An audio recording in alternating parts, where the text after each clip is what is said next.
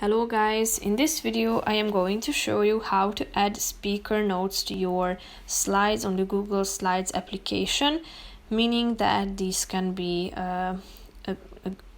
guides of your presentations, can serve as an outline by adding bullet points of the sections that you would like to mention.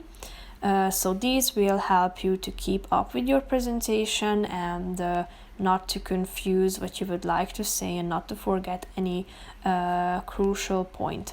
But first, I just want to mention, don't forget to subscribe to my channel, because at 10,000 subscribers, I am going to show you my whole YouTube revenue statistics and growth strategy, how to make money online. So let's jump into it.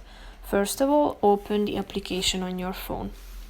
Now you should select from the slides that you have already created from your home screen, or you have the possibility to create a new slide by tapping on the plus icon down below and tapping on the new presentation icon. Type in the file name, then you should tap on the plus icon in the upper right corner of the screen. Now you should tap on the speaker notes button, thereby being able to add your speaker notes. So just simply tap on this box and you are ready to type in your notes.